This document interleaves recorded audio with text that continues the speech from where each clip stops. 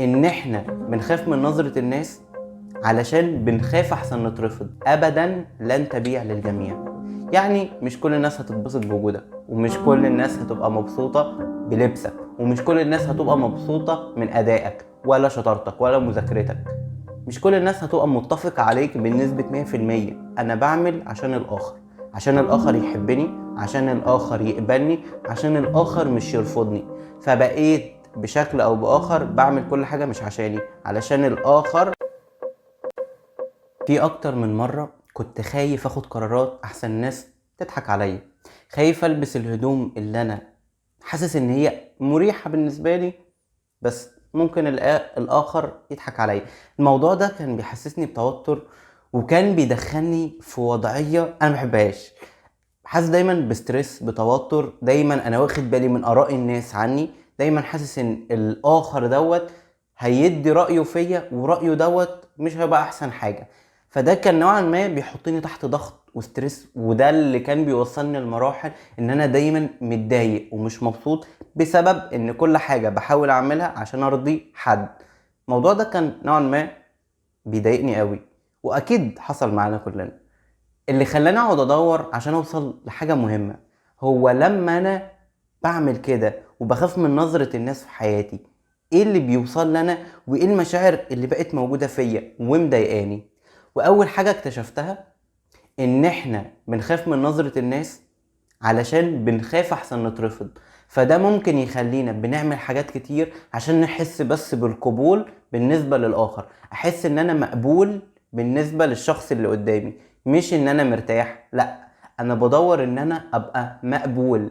ده معناه ان انا مش حاسس بالقبول بالنسبة لي، انا مش مبسوط بهدومي بتاعتي انا ليا.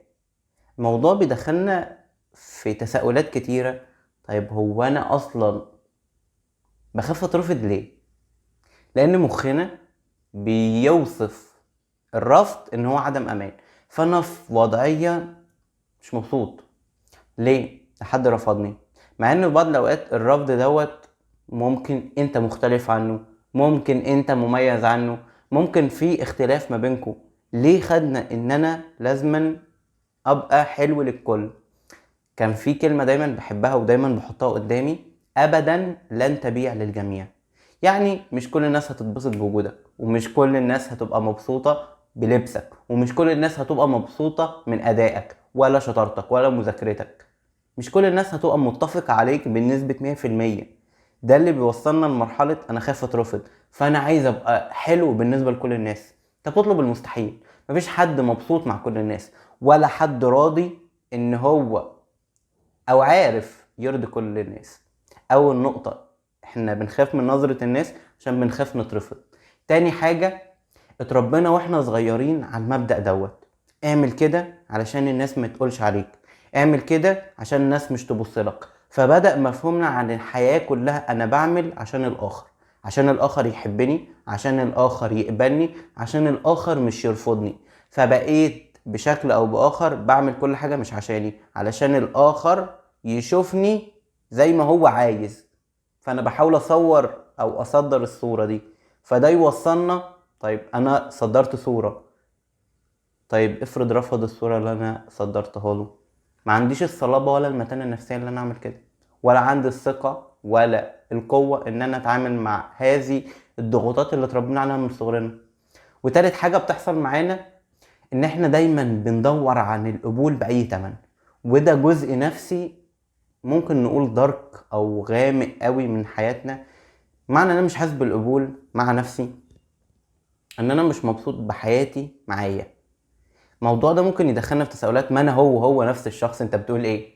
لا، هي مش كده. انا بتبسط من الحاجات دي ممكن تبقى غلط. دلوقتي الغلط بيأثر على نفسيتك انت بالسلب. طيب بيحصل بقى شيء عايز ابسطه، ان انت ونفسك مش بتبقوا على تصالح. يعني نفسك متضايقة، تقعد فين وفين لما تكتشف انت متضايق ليه. هو ليه المسافة ما بين ألمك وما بين اكتشفت ان في حاجة وجعاك المسافة دي تقل؟ تعرف انا متضايق عشان حصل الموقف ده من الشخص ده بسرعة، من غير ما تترمي فيها مشاعر وابقى ماشي متضايق وزعلان. مش معروف انت متضايق ليه.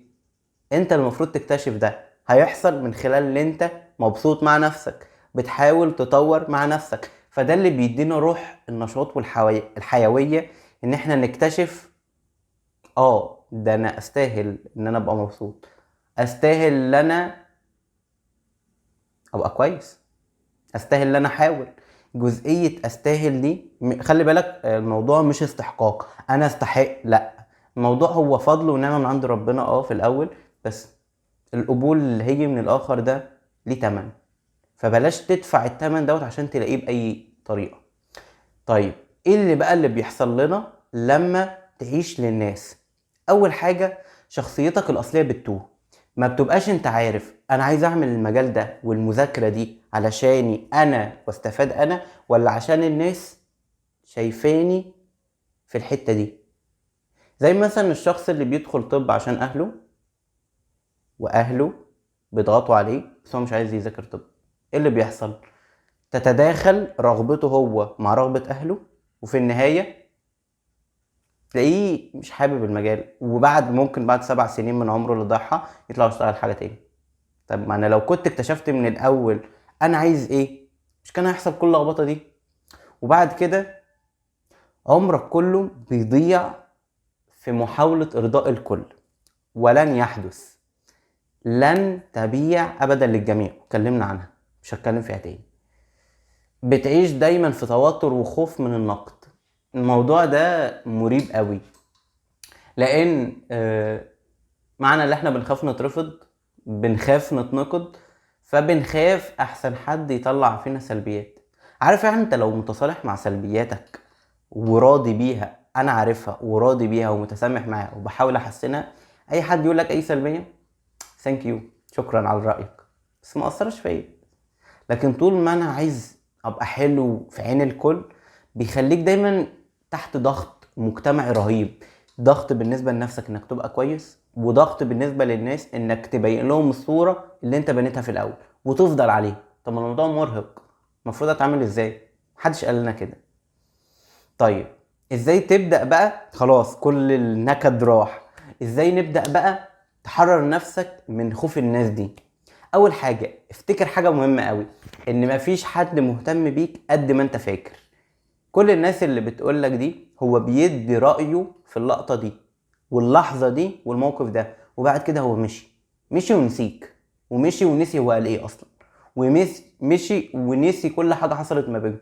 بس انت اللي قاعد وفاكر الموقف بكل احداثه رغم ان الموقف خلص. انت اللي لازم تقرر ان الموقف خلص. هو بيرمي الكلمة ومشي.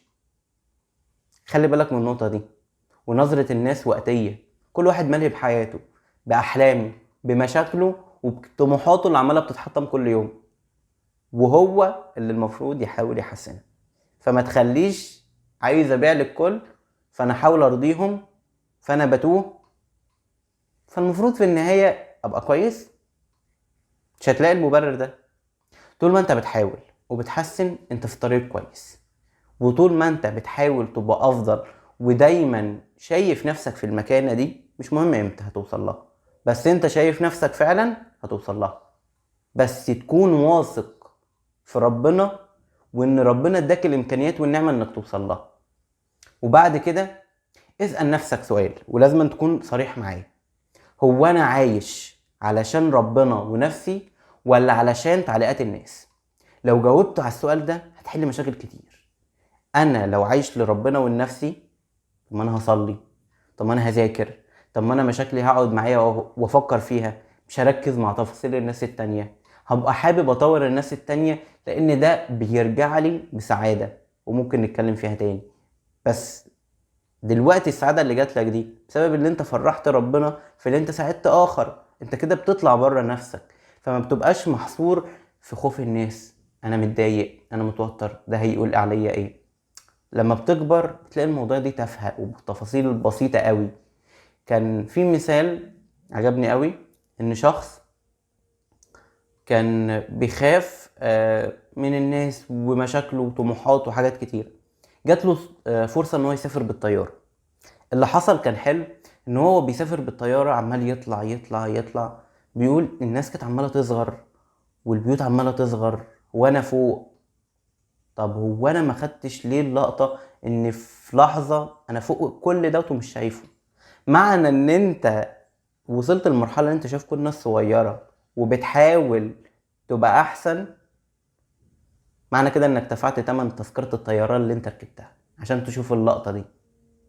فتمن كل دوت ان انت تطور من نفسك، تقول لنفسك ما تنشغليش بالناس، تحاول ان انت تركز في نفسك اكتر، تحاول ان انت كل موقف بيضايقك هكتبه واقول لنفسي انا اتضايقت منه ليه، ايه المشاعر اللي وصلتني من الموقف دوت خلتني اوصل للمرحلة دي. كل حاجة بتحصل في حياتنا ليها فعل، وردود فعلنا على المواقف دي هي اللي بتحدد طريقة حياتنا وعيشتنا. وفي اخر حاجة، حدد قيمتك انت. لما يكون عندك مبدأ الناس مش هتهزك. افتكر دي، مبدأ ده معناه ان انت عندك قيم ومبادئ واخلاق وقوانين انت اللي حاططها لنفسك. ممكن الناس ما تبقاش ماشية بيها، بس انت اللي حطيتها، فانت اللي مسؤول عنها بالنسبة لنفسك. لو انا حاطط في مبدئي ان انا لو حد طلب مني حاجة هساعده، طيب واحد صاحبي لاني ساعدت حد يقول لك ايه يا عم، هو في حد بيساعد حد اليومين دول؟ الدنيا كل واحد بيقول يلا نفسي. هقول له لا، هو مش ربنا مديني حاجات انا ما استاهلهاش اصلا وما كنتش السبب في النعمه ولا البركه دي؟ وبالمناسبه انا لو مش شايف ان في نعم في حياتي فاحنا بنرجع خطوه تانية لورا، مش خوف من نظره الناس، لا انا ما عندي تفاصيل ومشاكل مع نفسي، انا موضوع بعيد عن الناس اصلا.